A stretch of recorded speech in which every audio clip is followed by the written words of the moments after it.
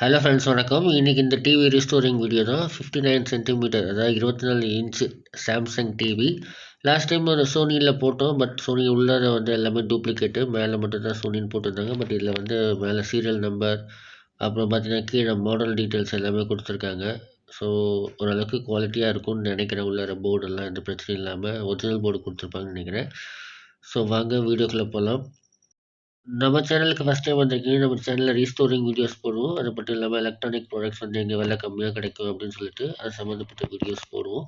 So மறக்காமல் subscribe பண்ணி வச்சுங்க. கண்டிப்பாக உங்களுக்கு யூஸ்ஃபுல்லாக இருக்கும். ஸோ இதோட பேக் சைடு பேனல் வந்து ஃபுல்லாக ரிமூவ் பண்ணிவிட்டேன். தட் மீன்ஸ் ஸ்க்ரூவர்ஸ் எல்லாம் ரிமூவ் பண்ணிவிட்டேன். ஸோ பேனல் வந்து மேலே கட்டி பார்க்கலான்னு சொல்லிட்டு மேலே ட்ரை பண்ணிகிட்ருக்கேன்.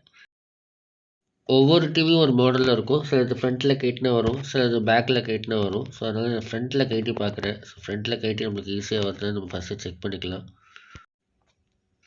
ஃப்ரண்ட்டில் கைட்டில் பார்த்தாக்கா டிஸ்பிளே தனியாக வந்துருச்சு. பட் அதான் தூக்க முடியல, ரொம்ப வெயிட்டாக இருந்தது. ஸோ அதை தூக்கி வச்சு நம்மளால் எதுவும் பண்ண முடியும். ஏன்னா வயரிங் வந்து பின்னாடி டேமேஜ் ஆகிறதுக்கு வாய்ப்புகள் இருக்குது.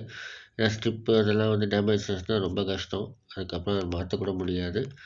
ஸோ இப்போது நம்ம என்ன பண்ணி பார்க்க போகிறோம்னா அதை அப்படியே குப்புற போட போகிறேன். ஸோ இப்போ வந்து நல்லா பின்னாடி திருப்பி வச்சாச்சு. ஸோ இதுக்கப்புறம் நம்ம என்ன பண்ண போகிறோம்னா பேனலை வந்து ஜஸ்ட் அப்படியே வந்து ரிமூவ் பண்ண போகிறோம். ஏன்னா வேறு எந்த வேலையும் இல்லை. ஸோ பேனல் அப்படியே வந்து ரிமூவ் பண்ணியாச்சு. ஸோ உள்ளே பார்த்தீங்கன்னாக்கா நல்ல ஒரு போர்டு வந்து கரெக்டான பொசிஷன் தான் வச்சுருக்காங்க. தட் மீன்ஸ் ஒரிஜினல் போர்டு தான் இருக்குது. ஏன்னா ஒரிஜினல் போர்டில் வந்து இந்த பவருக்கு வந்து தனியாக எவ்வளோ ப்ரெஸ் தான் கொடுத்துருப்பாங்க. டூப்ளிகேட் போர்டில் வந்து சின்னதாக வந்துருக்கும், ஒரு 200 அந்த ரேஞ்சில் கொடுத்துருப்பாங்க. பட் இதில் வந்து பக்காவாக கனெக்ஷன் கொடுத்து ஒயரிங் கரெக்டாக கொடுத்துருக்காங்க. ஸோ இது ஒரிஜினல் போர்டாக தான் இருக்கும் நம்பிக்கை வருது. ஸோ உள்ளே இருக்கிற போர்டில் இருக்க டஸ்ட்டு சின்ன சின்ன டஸ்ட் நிறைய இருக்குது. ஸோ அதை ஃபஸ்ட்டு க்ளீன் பண்ணிக்கலாம்னு சொல்லிட்டு ஃபுல்லாக க்ளீன் பண்ணிக்கிட்டேன். ஏன்னா டஸ்ட்டு இருந்துச்சுன்னா சில டைம் டஸ்ட்டு கூட ஒரு ஃபால்ட்டு ரீசனாக இருக்கலாம்.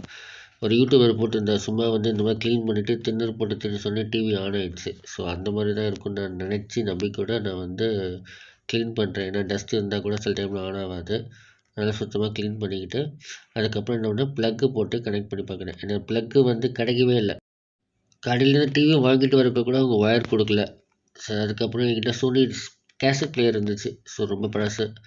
ஸோ அந்த ஒயர் எடுத்து இதுக்கு யூஸ் பண்ணிவிட்டேன். அதுவும் ஒர்க்கிங் கண்டிஷனில் தான் இருக்குது. ஸோ ரிப்பேராக இருந்தால் கண்டிப்பாக ரீஸ்டோரிங் வீடியோ போட்டிருப்பேன். பட் அது ஒர்க்கிங் கண்டிஷன் தான் இப்போ வரைக்கும், பிரச்சனை இல்லை. ஸோ அந்த ஒயரை யூஸ் பண்ணிக்கிறேன். பவர் ஆன் பண்ணி எந்த ஒரு சத்தமும் இல்லை, எதுவுமே இல்லை. என்ன ரீசன்னு தெரில.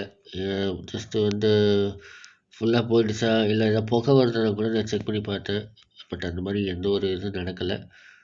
ஸோ ஒரு வேளை பேக் லைட் தான் போயிருக்குன்னு டவுட். ஏன்னா டிஸ்பிளே பார்த்தா ஒரே பிளாக்காக இருந்தது. ஸோ பேக் லைட் தான் ப்ராப்ளம்னு நினச்சேன்.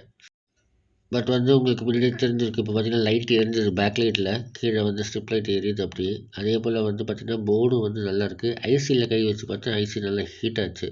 அதான் ரொம்ப ஹீட் ஆகலை, ஓரளவுக்கு நார்மலாக ஹீட் ஆச்சு. ஸோ போர்டில் வந்து பவர் கரெக்டாக வந்துட்டுருக்கு.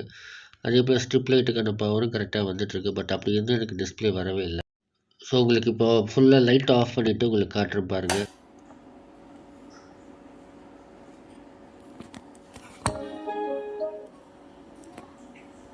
டிவி ஆன் ஆகிடுச்சு. ஆனால் சவுண்டு வந்து எல்லாம் வருது. பட் வந்து டிஸ்பிளே வரல.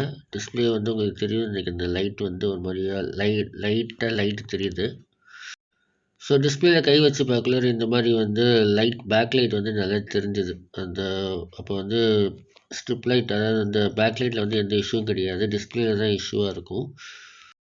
இந்த டிவியில் பார்த்தீங்கன்னா வீடியோ ட்ரான்ஸ்ஃபர் பண்ணக்கூடிய கேபிள் வந்து டேமேஜாக இருந்துச்சு. ஸோ கொஞ்சம் லைட்டாக மடிஞ்சு உடஞ்சி இருந்துச்சு. ஸோ பிரச்சனைன்ற பட்சத்தில் அதுவாக தான் இருக்குன்னு டவுட்டாக இருந்தது. பட் உடனே எங்கள் சைடில் கிடைக்காது. நான் வெளியில் போய் தான் பார்க்கணும். பட் இப்போதைக்கு நான் அந்த வீடியோவை வந்து உங்களுக்கு அப்டேட் பண்ணிட்டேன் சீக்கிரமாக. அந்த கேபிளை வாங்கிட்டு வந்து நான் வாங்கி வச்சு ரொம்ப நாள் ஆச்சு. ப்ளஸ் வீடியோ போலையும் ரொம்ப நாள் ஆச்சு. அதனால தான் இந்த வீடியோ நான் க்ரியேட் பண்ணியிருக்கேன். இதை எப்படி ரெடி பண்ணுறதுன்னு உங்களுக்கு எதாவது ஐடியா இருந்தால் கமெண்ட் பண்ணுங்கள். கண்டிப்பாக நான் ட்ரை பண்ணி பார்க்குறேன். ஓகே ஃப்ரெண்ட்ஸ், இந்த வீடியோ அவ்வளோதான். கூடிய சீக்கிரம் அந்த கேபிள் வந்துச்சுன்னா அதை போட்டு நான் ட்ரை பண்ணி உங்களுக்கு கண்டிப்பாக வீடியோ போடுவேன். அது இல்லைன்னா வேறு எதாவது ஆல்டர்னேட் மெத்தட் இருந்தாலும் நான் ட்ரை பண்ணுவேன். கண்டிப்பாக உங்களுக்கு வீடியோ பிடிச்சிருக்குன்னு நினைக்கிறேன். ஸோ மறக்காமல் சப்ஸ்கிரைப் பண்ணுங்கள், உங்கள் ஃப்ரெண்ட்ஸுக்கு share. Have a nice day.